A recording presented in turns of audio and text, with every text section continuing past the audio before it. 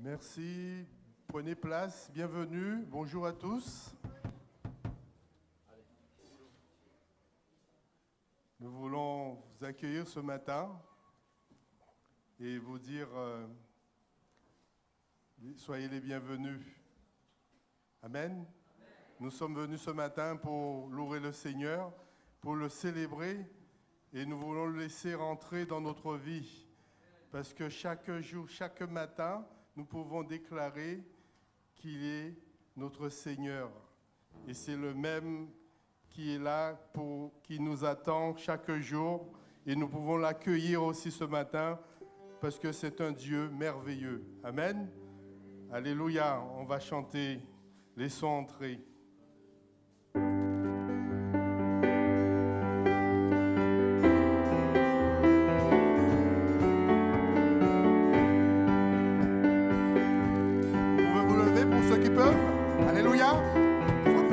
Comme vous voulez, mais louez le Seigneur de tout votre cœur.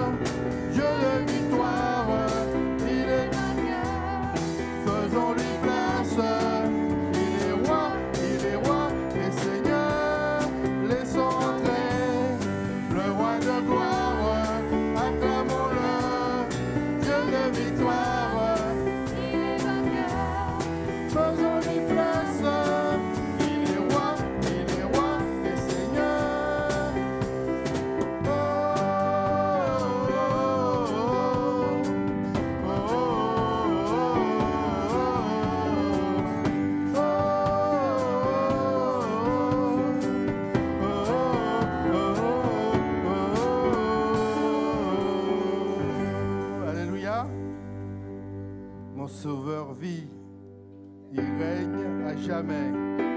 Alléluia.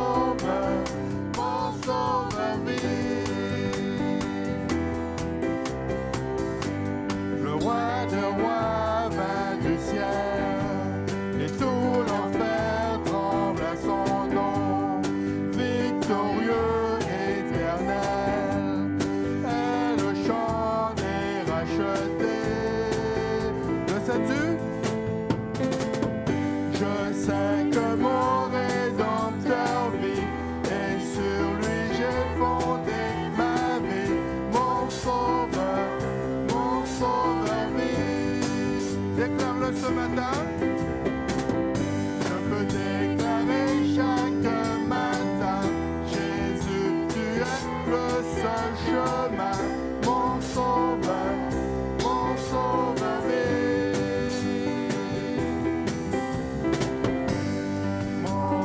sauveur vie, mon sauveur vie, mon sauveur vie. Sauveur vie, alléluia.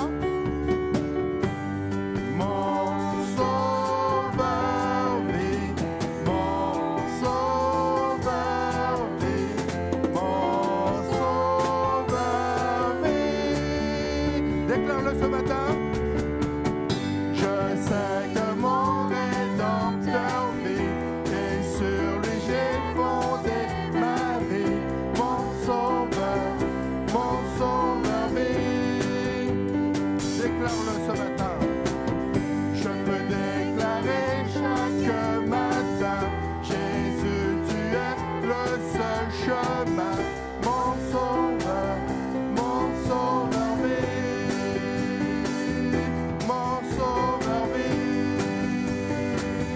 mon sauveur vie. Alléluia.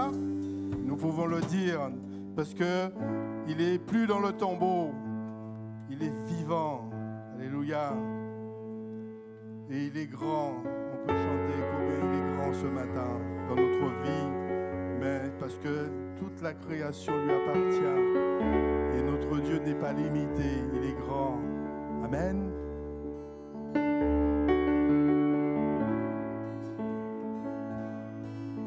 Le roi dans sa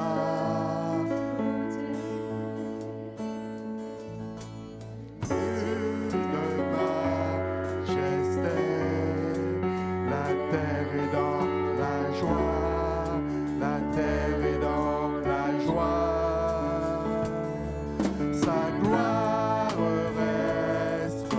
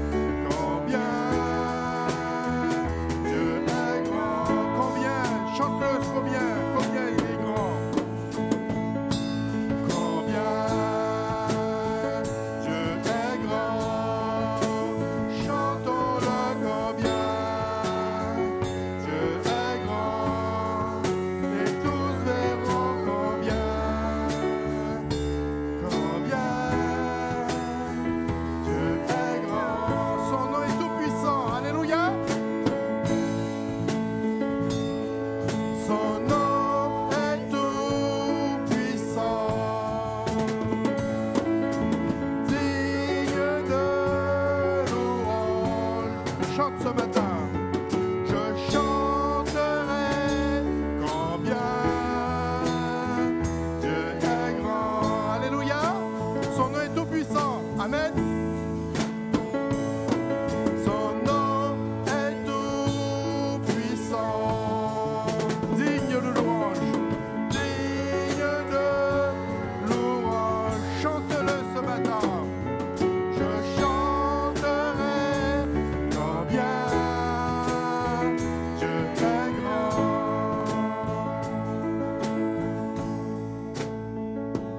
Que tout mon être alors s'élève un chant. Alléluia. Il est puissant. Dieu tout-puissant. Que Dieu est grand. De tout ton être, chante-le. De tout mon être, alors s'élève un chant. Dieu tout-puissant, que Dieu est grand. Chante-le combien il est grand ce matin. Combien Dieu est grand. Chantons-le combien Dieu est grand. Et tous verront combien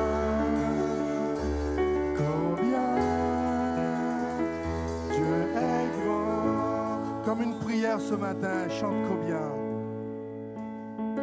Combien Dieu est grand. Chante-le combien Dieu est grand. Et tous verront combien tous verront combien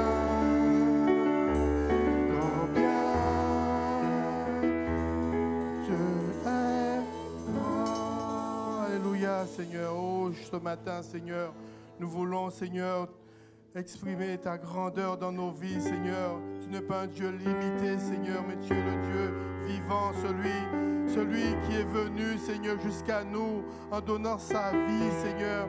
Oh, merci, Seigneur, tu nous as rachetés, Seigneur. C'était vraiment, Seigneur, une mission impossible à l'homme, Seigneur. Nous étions perdus. Et ce matin encore, nous avons la joie, Seigneur, de dire que nous sommes tes enfants, Seigneur. Merci d'être venu dans nos vies, Seigneur, pour nous rendre libres, Seigneur.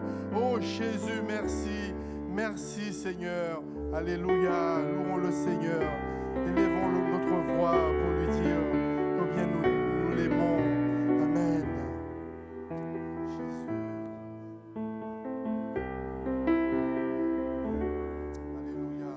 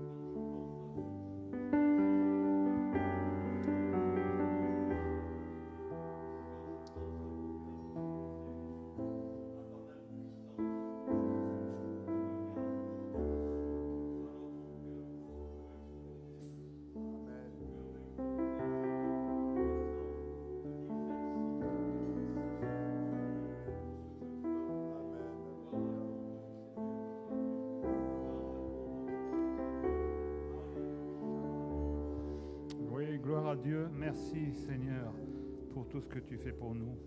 Je vous invite à suivre dans le psaume 90 la prière de Moïse, homme de Dieu, où il est question de l'éternité de Dieu et de la mortalité de l'homme. Les 4 premiers versets et du 10 à 12 ensuite.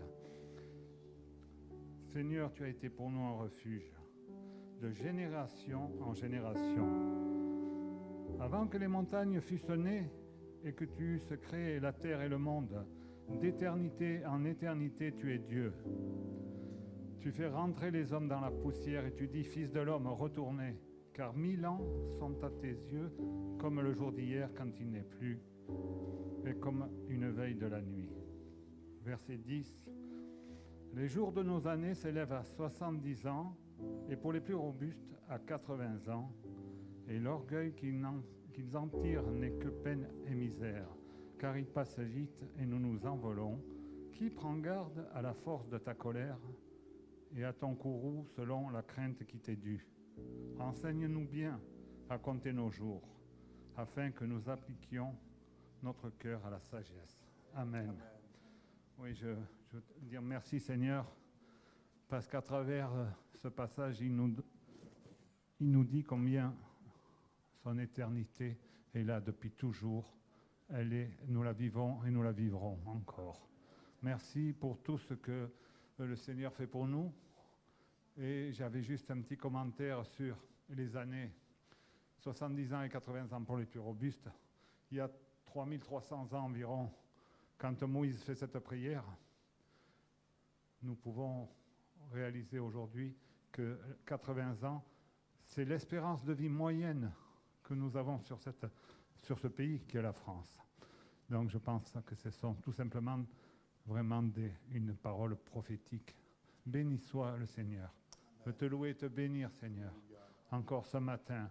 Merci pour ta parole, elle est puissante, elle est réelle, elle est d'actualité. Nous voulons te rendre gloire, te rendre grâce pour ce que tu es. Merci Seigneur parce que tu nous as choisis alors que nous étions rien. Tu es venu nous chercher Seigneur alors que nous étions enfoncés dans la boue du péché. Tu n'as pas hésité à nous tendre la main Seigneur. Tu te tiens à la porte Seigneur et tu frappes. Si quelqu'un ouvre Seigneur, tu le prends avec toi parce que ton amour est plus fort que tout. Béni sois-tu, Seigneur Jésus, pour ces instants. Seigneur, nous avons fêté la Pâque dimanche dernier, mais la Pâque, c'est aujourd'hui encore pour nous. Amen. Pour nous, la Pâque, Seigneur, c'est de pouvoir partager ce pain et ce vin avec mes frères et sœurs, Seigneur, et te dire combien, Seigneur, nous sommes contents que tu es ressuscité, que tu es mort pour nous, mais ressuscité surtout, Seigneur, et que tu intercèdes maintenant. Bénis ce culte, Seigneur. Merci pour ta parole qui va être annoncée. Merci de toucher chaque cœur, de consoler et de visiter aussi tous nos frères et sœurs qui sont sur Zoom ou sur YouTube. Merci, Seigneur. Amen.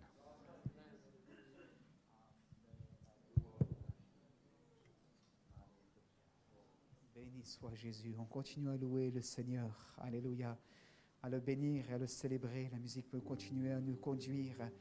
Ces cantiques aussi qui ont été prévus. On continue à élever notre Seigneur de tout notre cœur, de toute notre âme, de toute notre force. Alléluia. Il est grand, il est magnifique et il est digne de louange. Alléluia. Il est grand, il est magnifique et il est digne de louange. Alléluia.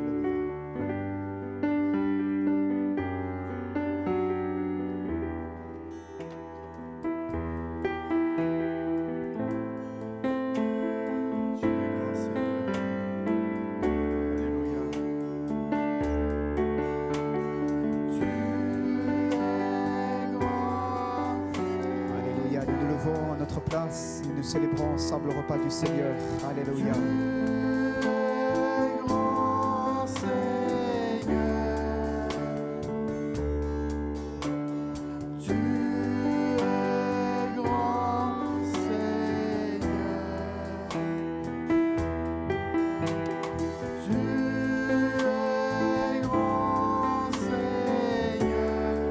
Magnifique,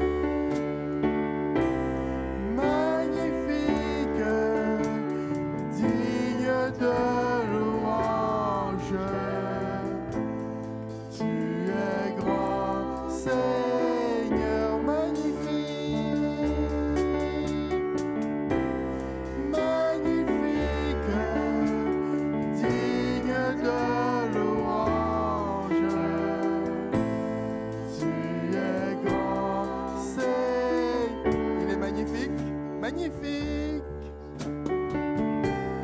magnifique, digne de louange. Tu es grand Seigneur, tu es grand. Nous pouvons élever la voix pour lui dire qu'il est grand. Amen. Merci Seigneur, tu es grand dans notre vie Seigneur.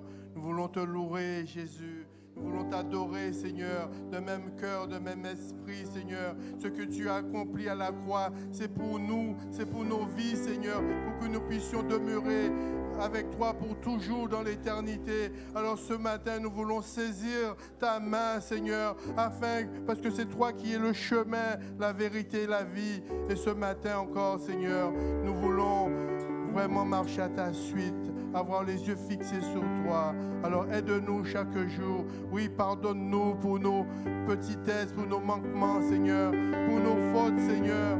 Jésus, merci, Seigneur. Oh, Seigneur, renouvelle nos forces, renouvelle nos vies, Seigneur. Oui, nous t'appartenons, Seigneur. Alléluia. Pendant les offrandes, nous allons prendre ce chant qui dit « Tu es ma force ». Mes frères, avancez, s'il vous plaît.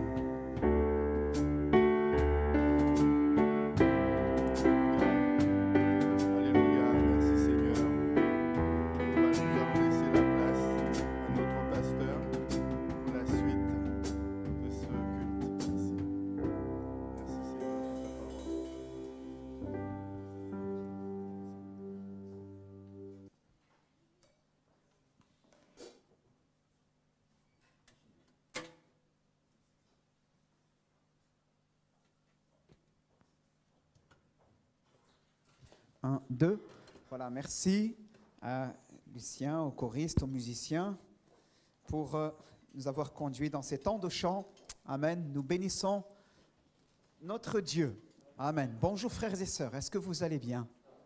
Par la grâce de Dieu. Alléluia. Seigneur vous encourage. Il y a eu ce matin un don spirituel par rapport à quelqu'un qui a besoin de la grâce de Dieu. Fais de l'Éternel tes délices, il te donnera ce que ton cœur désire. Demande, demande. Pendant que le frère donnait cette pensée, je recevais pareillement aussi dans mon cœur cette pensée. eh bien, demande des vases et n'en demande pas un petit nombre. Amen. Demande des vases et n'en demande pas un petit nombre. Dieu veut que nous puissions lui demander, et j'allais dire lui demander beaucoup, dans la foi. Amen, dans la foi. Alors ce matin, on a un culte spécial. Je vais juste faire quelques annonces assez rapidement. Il n'y a pas de choses particulières. Au niveau des réunions hebdomadaires, l'agenda reste le même. Le mardi et le jeudi sont présentiels. 14h30 le mardi, 12h30, j'en ai prière le jeudi aussi. Jeudi soir, c'est aussi sur Zoom, 19h30. À 17h le samedi, commencer la jeunesse en présentiel. Et aussi, nous avons le dimanche, 9h15 et 11h en présentiel. Voilà, je voudrais juste dire que aussi dimanche prochain, nous aurons un culte. Nous aurons un culte dimanche prochain à 9h. Un culte, excusez-moi, je reçois en même temps mon téléphone qui n'arrête pas de sonner, alors donc j'ai switché, et donc c'est ce qui me fait dire un peu de ce qu'il ne faut pas dire. Donc je voulais dire, nous aurons un service de baptême pendant le premier culte. Voilà, ça sonnait, j'ai switch sur mon téléphone en même temps que ça sonne, mais bon, du coup, ça m'a un petit peu gêné pendant mes annonces. Donc on aura un service de baptême pendant le premier culte à 9h15. D'accord, on les a présentés tout à l'heure. Vous devez probablement les connaître, c'est un couple, Fatima et Jem Pinto, c'est un couple qui viennent souvent, ils sont sur la gauche quand je regarde l'auditoire, sur ma gauche. Donc voilà, on veut se réjouir de ce que par la grâce de Dieu, malgré les circonstances que l'on peut connaître en raison du Covid, etc., eh bien on peut aussi voir des gens s'approcher du Seigneur et s'engager par les eaux du baptême. Alléluia, voilà, vraiment on veut se réjouir de cela. Amen, c'est un sujet de joie. Et ce matin, on a donc aussi un culte spécial. On a une présentation d'enfants. Voilà, ils vont venir, la famille, s'il vous plaît. Et il s'agit de Eliana. Elle n'est pas contente, Seigneur, bénis-la dans le nom de Jésus. Alléluia. Pose ta main sur elle. Elle est terrible. Elle ne veut pas venir. Hein. Voyez-vous, c'est formidable. C'est seulement à ce moment-là qu'on peut faire ce genre de choses. Quand on est adulte, voilà, on est moins. Si les parents veulent s'approcher, ils peuvent, hein, si vous voulez venir devant, voir comme vous voulez. Hein. En tout cas, voilà, les enfants, vous allez venir et on va prendre un moment pour prier pour vous. J'ai demandé à mon épouse, ma chérie, si tu veux venir, on va prier ensemble pour ce couple, que le Seigneur puisse les bénir. C'est Eliana, je ne fais pas d'impair, hein.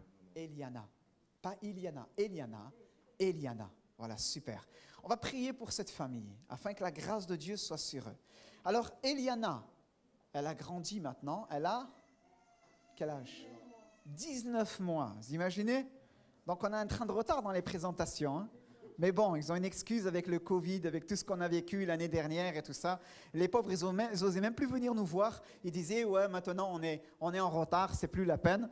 Et en vérité, il n'y a pas de moment pour prier pour une famille, pour que Dieu les bénisse. C'est toujours le moment de le faire. Alléluia. Donc on va prendre le temps de prier pour cette famille et pour Eliana. Voilà, j'ai regardé ce que ça veut dire Eliana. Moi, j'aime beaucoup regarder la signification des prénoms. Et il y a plusieurs significations à Eliana. Mais ça vient aussi de l'hébreu, le féminin de Eli, qui veut dire « Dieu est mon salut ». Alléluia. C'est beau. Gloire à Dieu. Alléluia. Et la Bible nous dit, bien aimé, que Élie le Tishbite va se présenter devant le roi Akab et il va dire, dans des périodes de troubles que vivait Israël, d'apostasie, abandon de la foi, les gens étaient contre les choses de Dieu, il ne va pas se démonter, il va venir et il va dire au roi, il n'y aura ces années-ci ni rosée ni pluie, sinon à ma parole. Et Dieu a confirmé sa parole. Amen. Élie était quelqu'un qui remontait à contre-courant du siècle, de la génération dans laquelle il a pu évoluer, alors qu'il y avait un courant qui était présent et c'était un courant d'apostasie, d'abandon de la foi, les gens étaient loin des choses de Dieu. Lui, il s'est démarqué, il a été quelqu'un qui, dans sa génération, s'est prononcé non seulement dans son engagement personnel pour l'Éternel, il a suivi Jésus, mais en plus, Il va devenir un instrument entre les mains de Dieu. Et ma prière pour ce foyer, pour cet enfant, c'est qu'il en est de même pour Eliana, et que la grâce de Dieu soit sur elle, et que dans sa génération, celle qu'elle connaîtra, elle, eh bien, elle puisse, elle aussi, être comme Élie, une source de bénédiction. Amen. Une source de bénédiction, qu'elle puisse remonter à contre-courant des convictions que parfois ce monde veut nous transmettre et qui sont contre les valeurs de la parole de Dieu, qu'elle puisse être celle-là qui puisse non seulement avoir des convictions profondes dans le Seigneur, mais en plus devenir un instrument entre les mains de Dieu dans sa génération. Amen. Je crois que c'est la prière des parents, c'est la prière de l'Église. On va se lever et on va prier ensemble pour Eliana, s'il vous plaît, dans le nom de Jésus. Amen. Voilà, mon épouse va prier en premier, on va se tenir ensemble et on va prier le Seigneur. Alléluia. Je suis plus bavard maintenant. Amen. Alléluia. Seigneur, nous te remercions pour ce merveilleux cadeau que tu as pu faire à Sébastien et Mariam, en la personne, Seigneur, de Eliana particulièrement. Ce matin, Seigneur, nous te la présentons. Seigneur, dès le sein maternel, Seigneur, tu avais ton regard sur sa vie. Seigneur, et nous croyons que tout au long de sa croissance, Seigneur, tout au long de sa croissance, Seigneur, physique, Seigneur, tu auras ton regard posé sur sa vie. Seigneur, et nous te prions, Seigneur, afin de bénir Sébastien et Mariam dans l'éducation de cet enfant. Te prions de donner sagesse, Seigneur, de leur donner vraiment toute ta connaissance, Seigneur, dans l'éducation de cet enfant, Seigneur, et que à l'âge de raison, Seigneur, elle puisse s'engager dans les voies de Dieu. Seigneur, nous te prions particulièrement pour ce foyer, Seigneur, et pour les deux petites aussi, Seigneur, et particulièrement, Seigneur, pour Eliana ce matin, afin que ton regard soit sur elle, Seigneur, dès maintenant et pour l'éternité. Seigneur, nous te la confions entre tes mains, dans le nom de Jésus. Amen. Alléluia. Merci, Seigneur, pour cette prière qui est montée vers toi. Seigneur, elle est scellée dans le ciel maintenant, dans le nom de Jésus. Et ton regard est sur ce foyer, dans le bon nom de Jésus. Amen. Amen. Que le Seigneur vous bénisse. Quelqu'un prend la photo? Allez-y. C'est dommage de ne pas prendre la photo. Hein? Allez. C'est sur YouTube. Après, on récupérera l'enregistrement. Ça ne sera pas sur YouTube, ça sera récupéré sur l'enregistrement. Allez. Allez, que Dieu vous bénisse. Amen. Voilà, restons debout. On prie un moment, s'il vous plaît, pour une situation.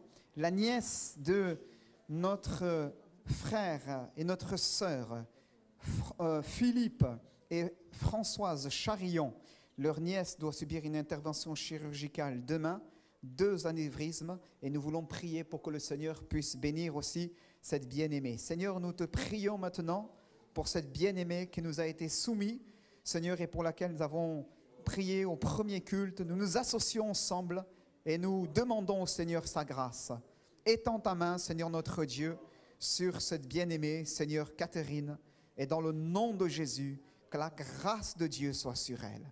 Seigneur, tu conduiras toutes choses de même pour cette intervention chirurgicale, la main des chirurgiens, Seigneur, afin que dans ta grâce, elle soit sortie d'affaire et qu'elle puisse se relever et qu'il y ait un témoignage pour ta gloire dans le nom de Jésus. Tu bénis sa maman, tu rassures ses angoisses, tu les calmes, tu mets ta paix dans ce foyer. Dans le nom de Jésus, nous t'avons prié maintenant. Amen. Gloire à Dieu. Voilà, béni soit Dieu, vous pouvez vous installer. Voilà, pardonnez-moi, j'ai pris tout à l'heure un petit bug, c'est pendant les annonces, ça sonnait, ça me gênait un petit peu. Généralement, je mets toujours mon téléphone sur silencieux, il était sur silencieux, mais voilà. Bref, nous allons ce matin, tu as mis la première slide. Voilà, quelquefois je mets des slides, il m'avantage, quelquefois ce n'est pas le cas. Là, c'est nécessaire ce matin, au regard du thème que l'on va partager ensemble. Le Kairos de Dieu. D'accord? Tu peux fermer ce store, s'il te plaît, Martine? Ça fait trop de luminosité. Voilà, ça ira un peu mieux. Le Kairos de Dieu. Alléluia. Alors, c'est quoi le Kairos de Dieu? Je n'ai pas dit le carrosse de Dieu. D'accord? On ne va pas parler du carrosse de Dieu, ça n'a rien à voir avec ça. Mais je voudrais m'entretenir avec vous ce matin d'un sujet. Le Kairos, c'est littéralement dans la Bible le temps. Le temps. Amen. Et je voudrais m'arrêter avec vous sur ce sujet et parler avec vous ce matin du temps de Dieu. C'est le sujet que je partageais aussi tout à l'heure au premier culte. Et cette semaine, lors de ma lecture personnelle dans un livre de la Bible, eh bien, une expression traitant de la question du temps de Dieu m'a interpellé personnellement et m'a invité à faire beaucoup de recherches sur cette question. Qu'est-ce que le temps de Dieu finalement? Et aussi bien dans l'Ancien Testament que dans le Nouveau Testament, on va le voir tout à l'heure, dans l'hébreu biblique et dans le grec biblique. Vous savez, l'Ancien Testament est écrit en hébreu majoritairement, une certaine partie en araméen, et le Nouveau Testament en grec. Et donc, je vais m'arrêter tout à l'heure plus en détail sur 2 mots du grec du Nouveau Testament. Donc, le premier passage qui nous sert d'introduction à ce sujet, c'est le suivant, Ecclésiaste chapitre 3, verset 1er. Ecclésiaste chapitre 3, verset 1er, quand l'Ecclésiaste dira « Il y a un temps pour tout, un temps pour toutes choses sous les cieux ». Je pense que les lecteurs de la parole de Dieu, que vous êtes les uns et les autres, vous connaissez tous et toutes ce passage du livre de l'Ecclésiaste. Il y a un temps pour toutes choses sous le ciel. Même si nous ne sommes pas familiers de la Bible, nous connaissons bien sûr cette expression qui dit, cette expression populaire, qu'il y a un temps pour tout sous les cieux ou encore sous le soleil. L'Ecclésiaste continue et il dit un temps pour naître, un temps pour mourir, un temps pour planter, un temps pour arracher ce qui a été planté, un temps pour tuer, un temps pour guérir, etc., etc. Et il parlera d'un temps pour la paix aussi. Et voyez-vous, dans l'hébreu et le grec biblique, il y a plusieurs mots qui sont employés pour parler de la notion de temps. La notion de temps. Et certaines soulignent donc différentes pensées par rapport à cela. Il y a là donc différentes pensées qui peuvent être soulignées au travers de l'emploi du mot qui est employé pour définir le temps dans l'Ancien Testament comme dans le Nouveau. Ça va définir parfois une certaine pensée. Je pense à Généa, qui va parler de génération, par exemple, ou il y en a d'autres aussi dans l'Ancien Testament ou dans le Nouveau Testament, mais il y en a 2 ce matin qui vont arrêter notre attention. Ce sont les suivants, Chronos et Kairos. D'accord? Chronos et Kairos. Chronos, c'est, bien aimé, le temps qui s'écoule. Le temps qui s'écoule.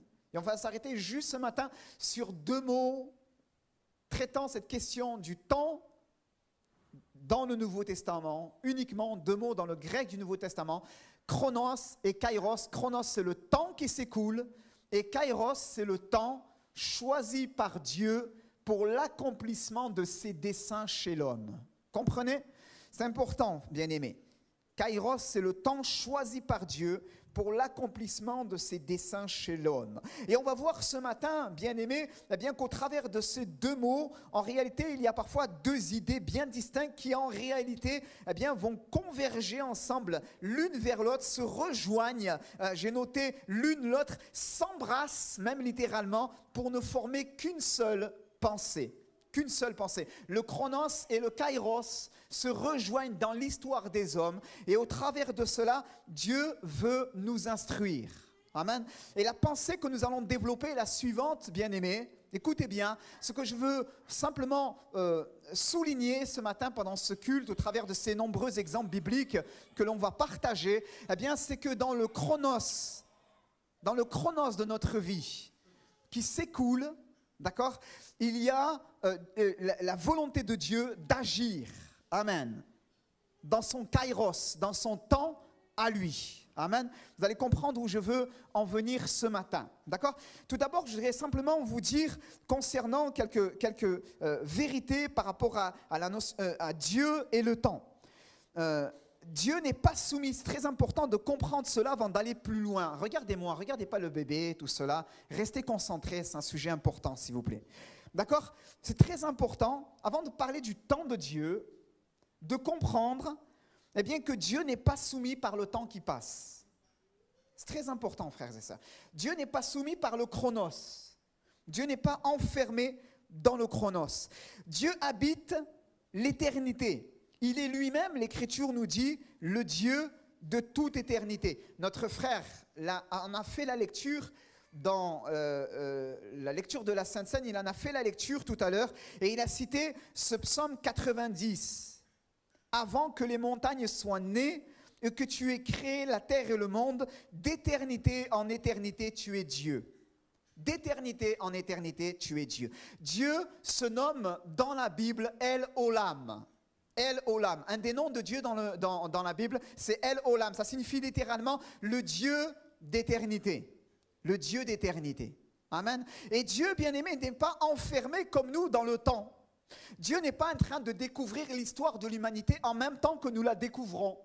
Dieu n'est pas en train d'essayer de deviner ce qui va se passer en prophétisant, en donnant quelques pensées ou je ne sais trop quoi. Dieu habite l'éternité. D'accord? Et Dieu, d'un regard, embrasse l'histoire de l'humanité. Amen. Alors que nous sommes enfermés dans le temps, dans le chronos, un temps qui s'écoule. Dieu habite, lui, dans l'éternité. Il n'est pas soumis par le temps. Il n'est pas enfermé par le temps. Le temps, il possède lui-même la raison même d'être du temps. D'accord? Il maîtrise ces choses-là. Et d'un regard, il embrasse l'histoire des hommes. Le Dieu d'éternité. Amen. D'un regard, il embrasse l'histoire des hommes. Dieu, dans le Dieu d'éternité, d'un regard, voit Genèse et Apocalypse. C'est très important, frères et sœurs.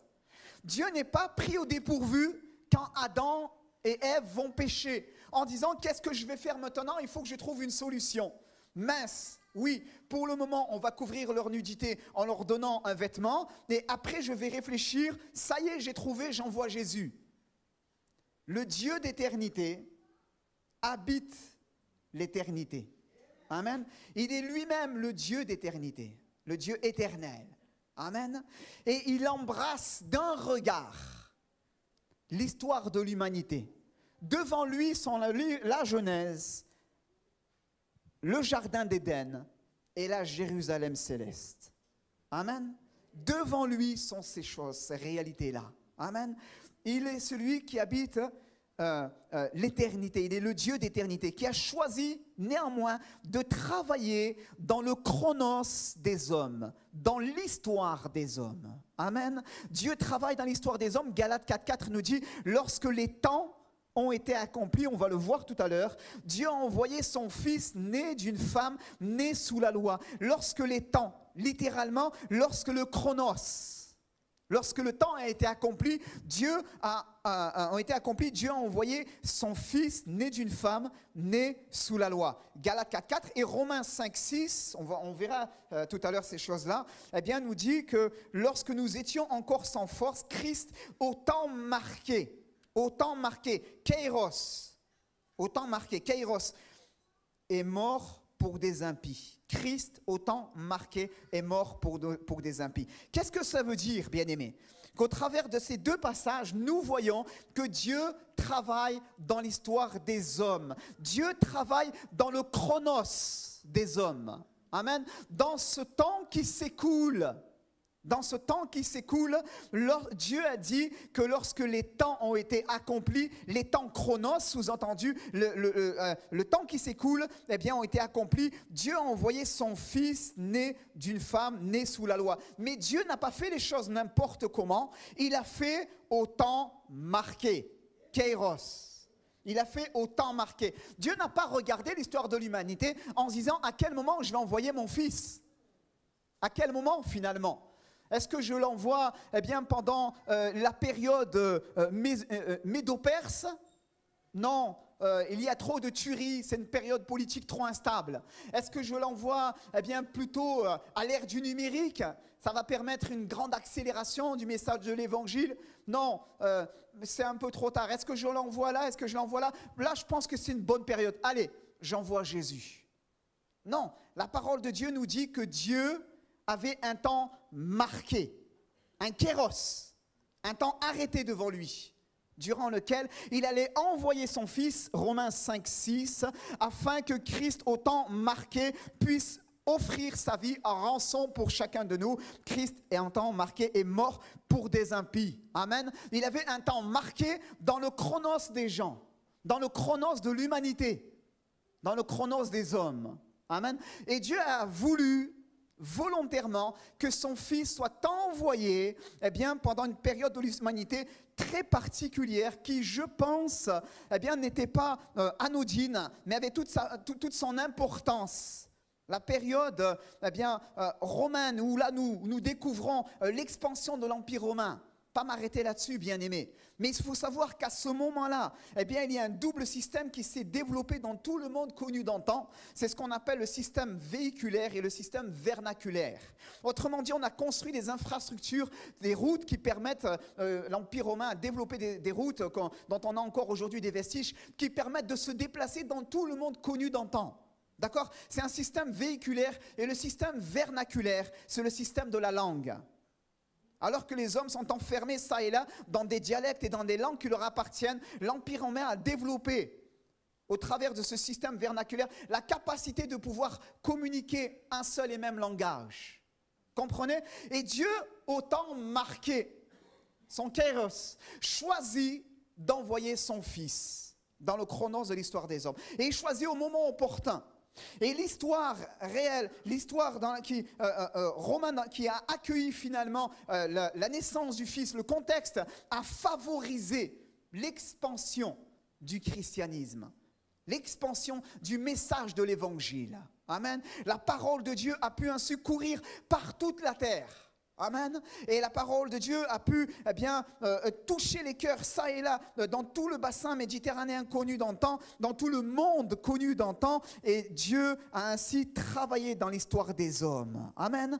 Alors bien aimés, je vais avancer. Vous allez comprendre ce que je veux vous partager ce matin. La Bible nous dit, j'ai dit tout à l'heure qu'il y a deux mots qui parlent de la notion du temps. En l'occurrence, il y en a beaucoup plus. Mais deux sur lesquels on va s'arrêter, c'est le chronos et le kairos. Le chronos, je l'ai dit tout à l'heure, c'est le temps qui s'écoule. On le découvre dans Matthieu 2,7, lors de la visite des mages d'Orient chez Hérode à Jérusalem. Hérode fit appeler en secret les mages et s'enquit soigneusement auprès d'eux depuis combien de temps l'étoile brillait. Donc, c'est depuis combien de mois finalement? C'est le chronos, c'est le temps qui s'écoule. D'accord? On retrouve ce passage dans Matthieu 25, 19, la parabole des talents. Longtemps après, le maître de ses serviteurs revint et leur fit rendre compte.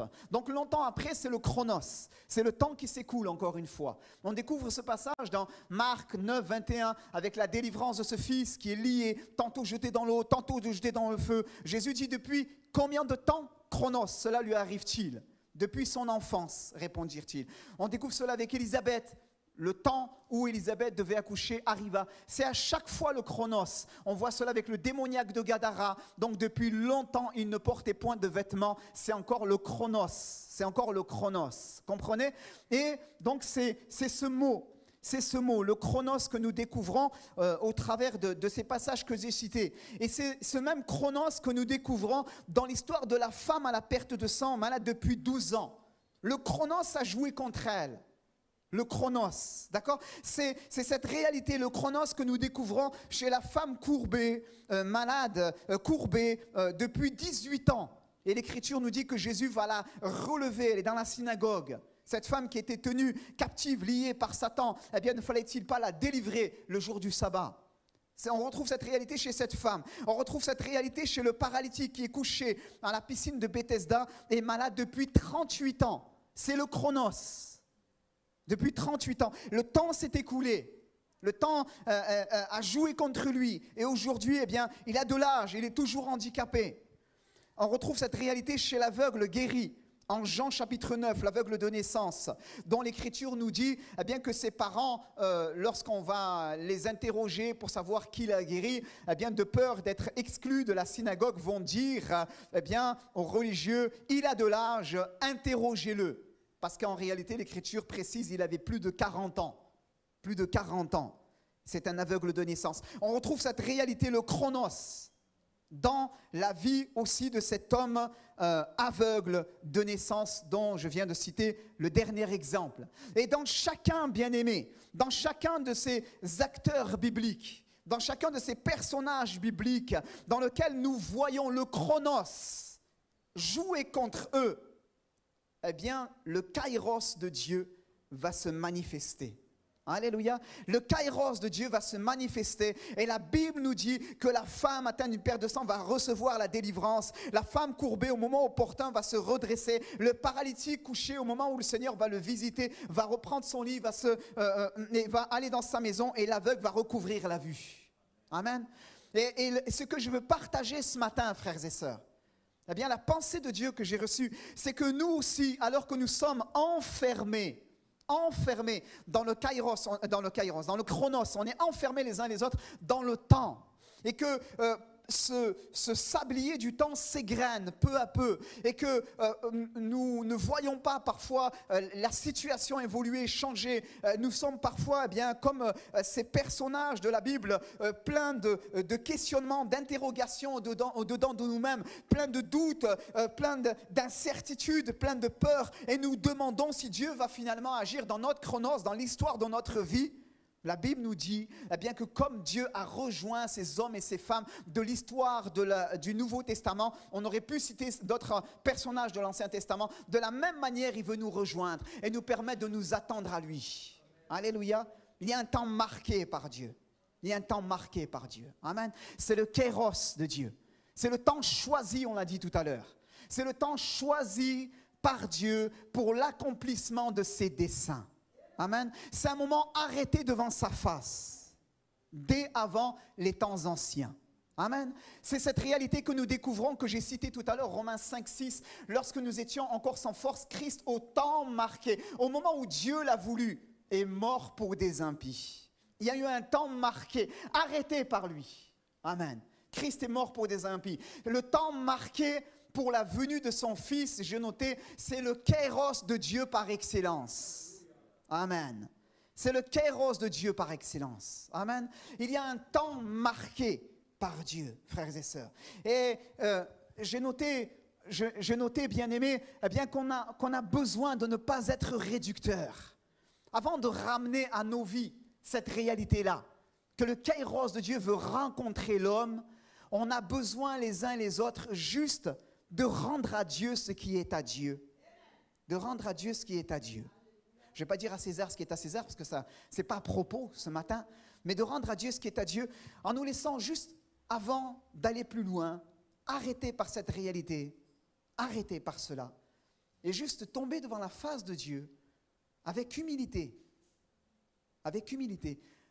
si besoin, et même parfois avec humiliation, finalement, en reconnaissant la grandeur de sa personne. Amen. Pourquoi? Parce que je pourrais aller là tout de suite. Mais tellement de fois où on ramène la réalité de Dieu à notre vie, j'allais dire à notre nombril, finalement, à notre petite vie. Mais alors que Dieu veut nous parler individuellement ce matin, en nous disant que son kairos veut nous rejoindre les uns les autres, nous avons besoin tout d'abord de nous arrêter là-dessus et de rendre à Dieu ce qui lui appartient. Amen. De rendre à Dieu celui qui lui appartient. Notre Dieu, frères et sœurs, est grand. Nous l'avons chanté. Il est magnifique. Il est digne de louange. Il est celui qui tient les temps, les moments, les circonstances. Celui dont le plan, dont les desseins sont arrêtés d'avance, dès avant les temps anciens. L'Écriture nous dit. Amen. Et ce matin, nous touchons ensemble, frères et sœurs, à quelque chose de sacré. Nous nous approchons de Dieu, de son essence, de sa personne, au travers de cela. Ça doit juste nous emmener à lui rendre gloire. Amen. À tomber devant notre face et à prendre conscience qu'on est tellement petit, tellement pas grand-chose, insignifiant, mais que cependant, lui, il tient tout dans sa main. Amen. Et que dans la grandeur de sa personne, malgré nos interrogations, nos questionnements, nos doutes, nos peurs, il ne nous rejette pas en disant « mais tu ne comprends rien ». Mais au contraire, il nous parle ce matin et il nous dit « mon fils, ma fille, mon enfant, je veux agir aussi dans ta vie ». Alléluia. Je suis le Dieu qui tient tout entre mes mains, mais je suis aussi le Dieu qui veut agir dans ta vie. Amen. Ce texte m'a fait du bien parce qu'il me reconduit à la grandeur de mon Dieu. Amen. Il m'invite à me prosterner devant lui. Il m'invite à la louange et à l'adoration. Il me détache de ma petite vie, de mes luttes, de mes combats, de mes interrogations. Et il me replace devant le Dieu de toute éternité, me permettant de toucher un petit peu du doigt la grandeur de sa personne. Amen. Et là, juste de le louer et de l'adorer. Amen. Si nous avons compris cela, frères et sœurs, ce matin, nous sommes heureux. Nous sommes heureux. Parce que nous rendrons un véritable culte à Dieu. Tellement de fois, bien-aimés, je le dis, avec beaucoup de respect pour chacun, nous sommes réducteurs. Nous ramenons Dieu à notre petite personne. Tellement de fois, nous sommes réducteurs. Ce texte nous invite juste à marquer une pause et à l'adorer, à l'adoration, en disant, tu es digne de recevoir la louange, la gloire, l'honneur de tout est racheté. Amen. Béni soit Dieu. Il tient tout, il est le Dieu parfait, le Dieu immuable, le Dieu de l'histoire. Amen.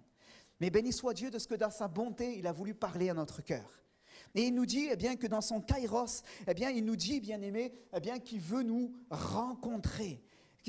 J'appelle cela comme cela, quand le kairos de Dieu rencontre le chronos des hommes. C'est l'histoire des acteurs dont nous avons parlé tout à l'heure, de la femme samaritaine. Dans son chronos, elle rencontre le kairos de Dieu, de la femme courbée, du paralytique, de l'aveugle. Mais c'est aussi l'histoire de cet exemple que je cite là, Sarah. Dans l'Écriture nous dit, je n'ai pas cité la référence, c'est Hébreux 11, elle n'est pas marquée là, verset 11. C'est par la foi que Sarah elle-même, malgré son âge avancé, fut rendue capable d'avoir une postérité parce qu'elle crut à la fidélité de celui qui avait fait la promesse. Amen. Le chronos avait fait son œuvre dans la vie de Sarah. Le chronos avait fait son œuvre et son corps était maintenant âgé. Son corps était devenu maintenant usé. Et elle ne pouvait plus avoir d'enfant, c'était une certitude. Mais Dieu en avait décidé autrement. Amen. Dieu en avait décidé autrement. Et le Dieu qui habite l'éternité ne s'est pas laissé influencer par l'horloge biologique qui était en route dans le corps de cette femme et qui l'a condamnée à ne plus pouvoir avoir d'enfant. Mais il a envoyé, il lui a permis d'enfanter, de recevoir en elle la vie et d'enfanter Isaac, le fils de la promesse au temps marqué. Alléluia. Dans son kéros à lui. Amen. Et il dit, voici en effet la parole de la promesse, je reviendrai à cette même époque, kéros. Je reviendrai à cette même époque et Sarah aura un fils. Alléluia. Bien-aimés, je crois, frères et sœurs, au kairos de Dieu pour notre vie. Et alors que parfois le temps joue contre nous, alors que parfois les uns et les autres, on est interrogateur, on se dit, mais voilà Seigneur, je ne comprends pas. Et qu'on ressemble en partie à Sarah, qu'on a l'impression que tout est perdu. Devons juste garder à l'esprit que les temps de Dieu ne sont pas nos temps. Alléluia. Et que lui, on va le voir tout à l'heure, agit comme lui le veut. Amen. Que lui agit comme lui le veut. C'est l'histoire, bien-aimé, de Lazare. C'est l'histoire de Lazare. L'Écriture nous dit que Jésus, étant arrivé, trouva que Lazare était déjà depuis 4 jours dans le sépulcre. Jean 11, 17. Marc dit à Jésus, verset 21, si tu eusses été ici, si tu étais venu avant, le chronos, l'horloge, elle est trop tard maintenant, mon frère ne serait pas mort. À 2 reprises, verset 21, verset 32, sa sœur lui aurait dit la même chose, Marie. Et verset 39, Jésus dit, ôtez la pierre. Marthe, la sœur du mort, le renvoie au chronos et lui dit, il sent déjà, ça fait 4 jours, le chronos, ça fait 4 jours qu'il est là. Et Jésus lui dit, ne t'ai-je pas dit que si tu crois, tu verras la gloire de Dieu. C'est mon kéros que j'ai choisi. Amen.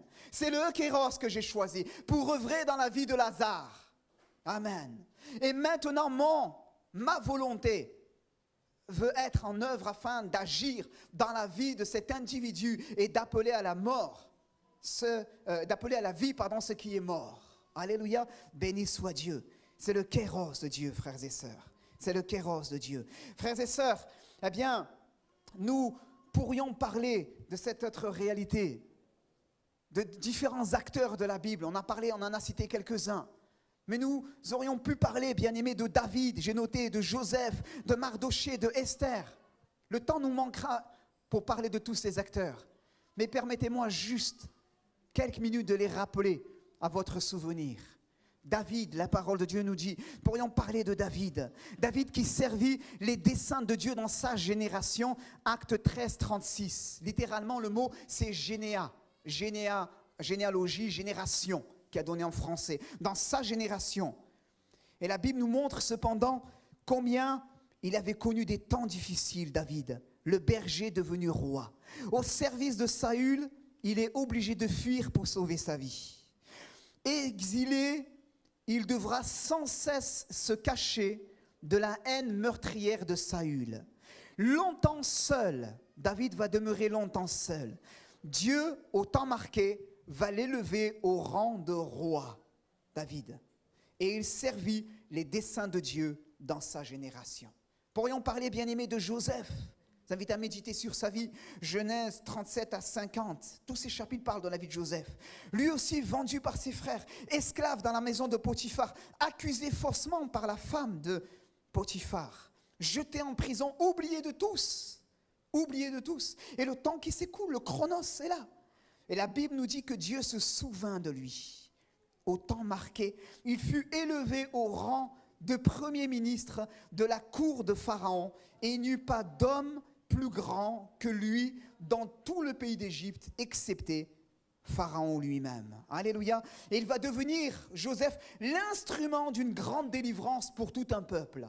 Et il va permettre au peuple de Dieu de subsister. Amen. Et Dieu accomplit au travers de sa vie son plan arrêté d'avance. Il accomplit son kéros. Alléluia. Et il va faire dire à Joseph, des décennies plus tard, vous aviez médité de me faire du mal, Dieu l'a changé en bien pour accomplir ce qui arrive aujourd'hui et pour sauver la vie d'un peuple nombreux.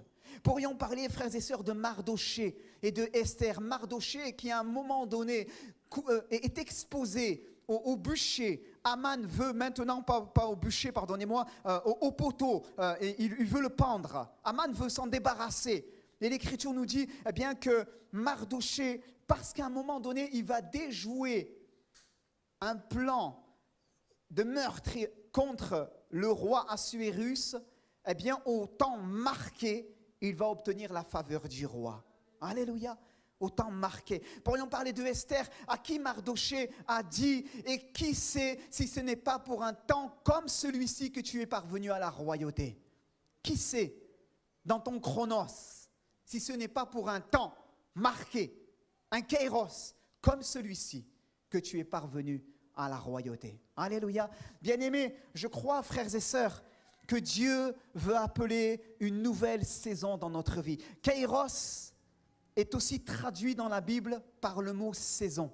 C'est intéressant, par le mot saison. On retrouve ce mot eh bien, dans la Bible lorsqu'il nous est dit, eh bien, je reprends le passage dans le livre de l'Évangile selon Marc.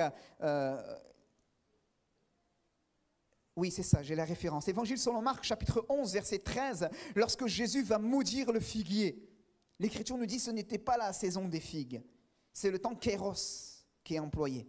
Mais on retrouve aussi ce terme, et c'est intéressant, dans ce verset, Actes 3, 19 et 20, quand l'apôtre Pierre, à la Pentecôte, devant la multitude sur l'esplanade du temple, va prêcher l'évangile et va dire à ses contemporains, repentez-vous donc et convertissez-vous pour que vos péchés soient effacés, afin que des temps de rafraîchissement viennent de la part du Seigneur, afin que des kéros de Dieu, afin qu'il est traduit dans d'autres versions par saison. Et nous pourrions traduire ce verset ainsi, afin qu'une nouvelle saison vienne de la part du Seigneur. Une nouvelle saison.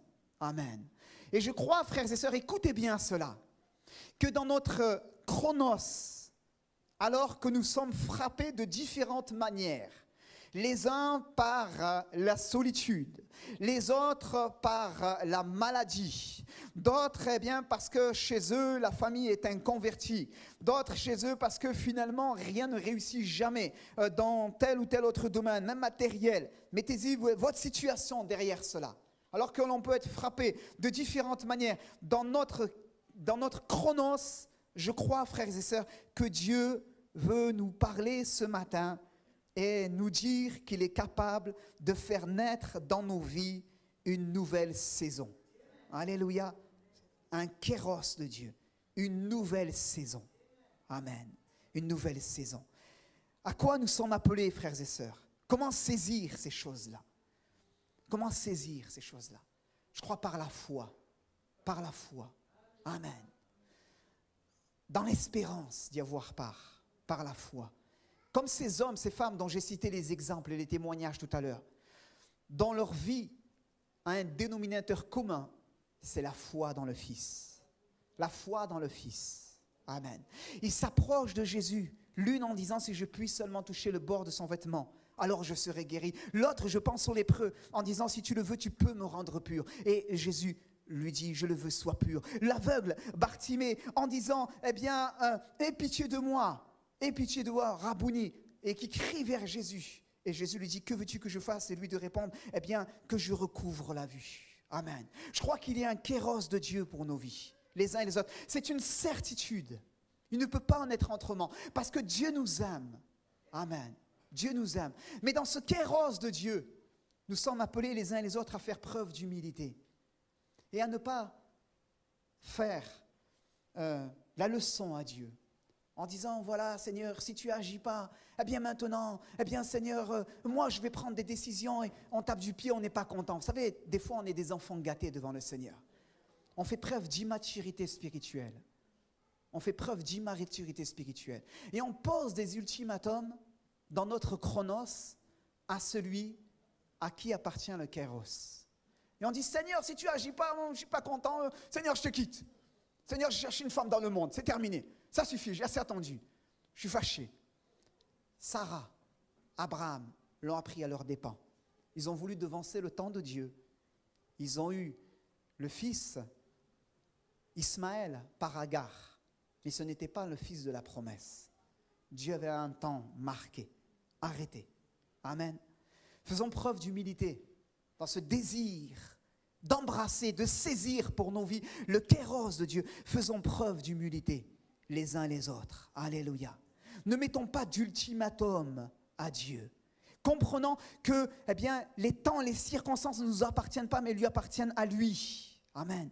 Les disciples avaient dit à Jésus, Seigneur, est-ce en ce temps-là que tu rétabliras le royaume? Actes 1, 6 et 7. Et c'est intéressant, il y a un jeu de mots dans ces deux versets. Est-ce en ce temps-là que tu rétabliras le royaume d'Israël? Et Jésus de leur répondre, ce n'est pas à vous de connaître les temps ou les moments que le Père a fixés de sa propre autorité.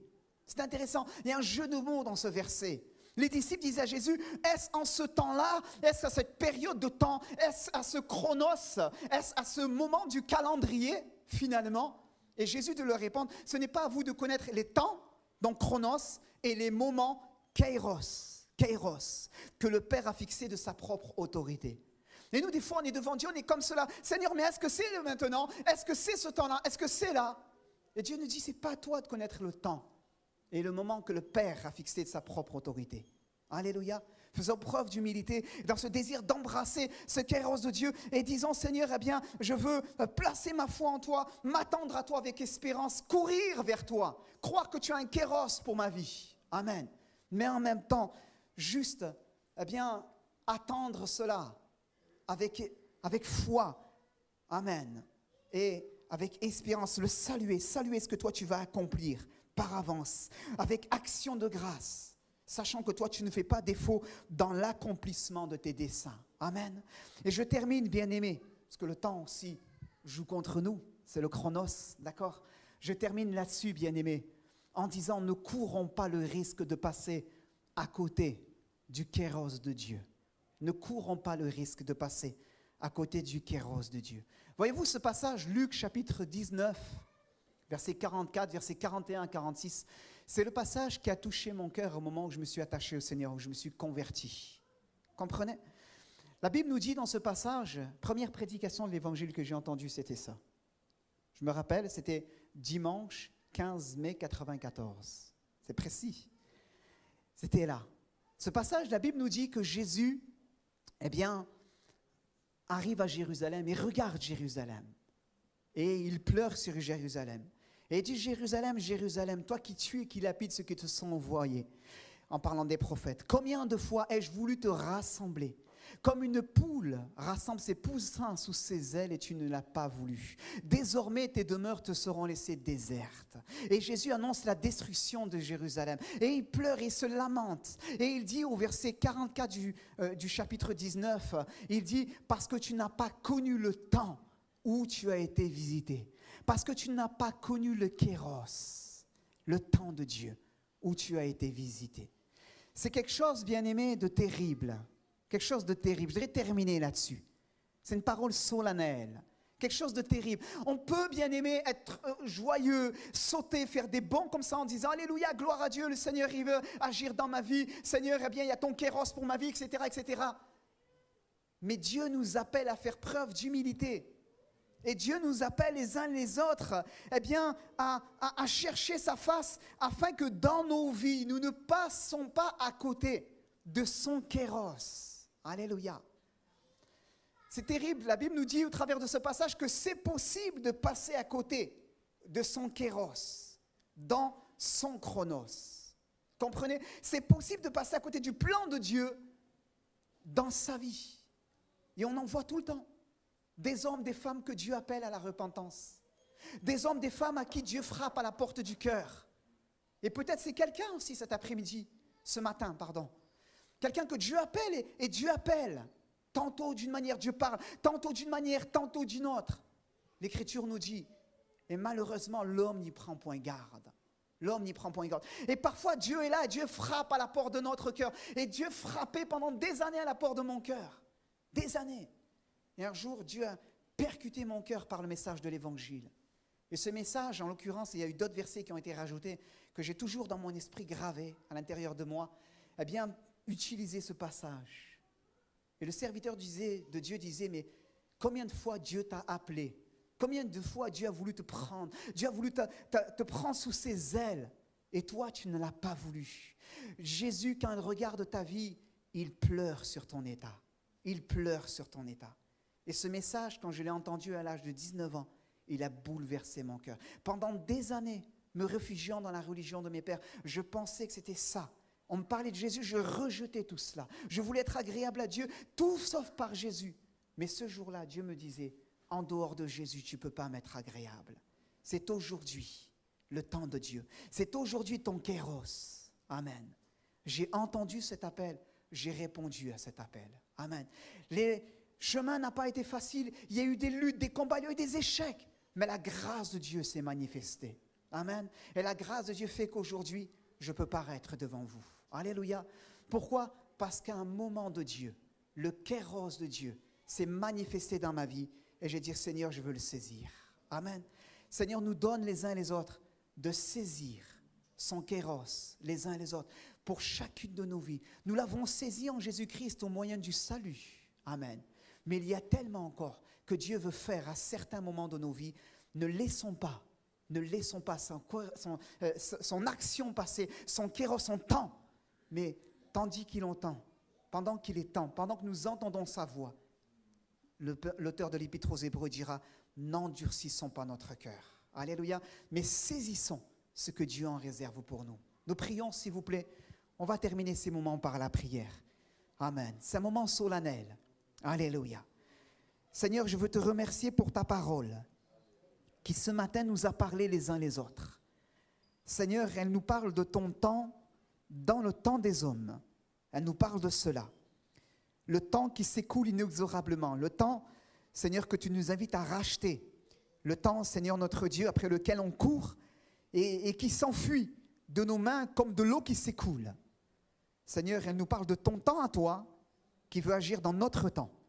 Ce temps où toi tu n'es pas pressé, ce temps où toi tu n'es pas dépassé par notre temps qui court vite, mais ce temps arrêté d'avance, durant lequel toi tu travailles dans la vie de tes enfants.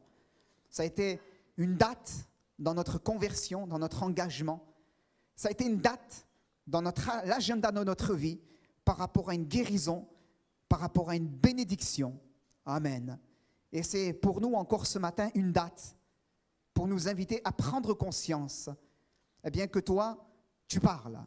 Tu parles tantôt d'une manière et tantôt d'une autre, et que tu veux nous inviter à nous attendre à toi dans le nom de Jésus. Je te prie, Père éternel, afin que les uns et les autres, nous puissions nous recentrer sur toi, de toute notre force, de toute notre âme, dans le nom de Jésus. Et pouvoir ainsi, quelle que soit notre situation, les uns les autres, nous attendre à toi, à ton kairos, dans le nom de Jésus. Bénis mes frères et mes sœurs, autant d'individus, autant, Seigneur, d'histoires différentes. Et toi, Seigneur, tu te places devant chacun dans le nom de Jésus. Et tu agis selon ton dessein arrêté, bienveillant. Amen. Dans la vie de chacun et de chacune. Merci pour ta parole. Merci pour tes desseins éternels. Merci pour ta volonté qui est parfaite.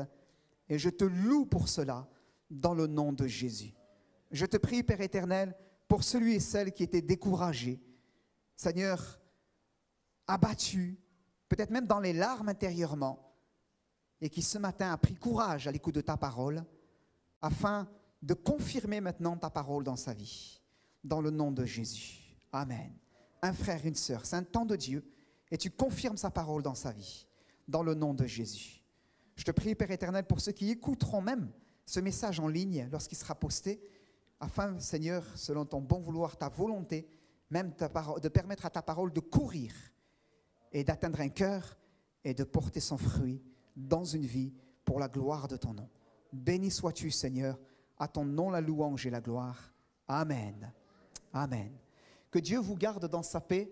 Je vous souhaite un bon dimanche, un bon appétit les uns les autres. Seigneur vous garde et on se retrouve pendant la semaine aux horaires de réunion, aux horaires de culte indiqués. Merci, à bientôt.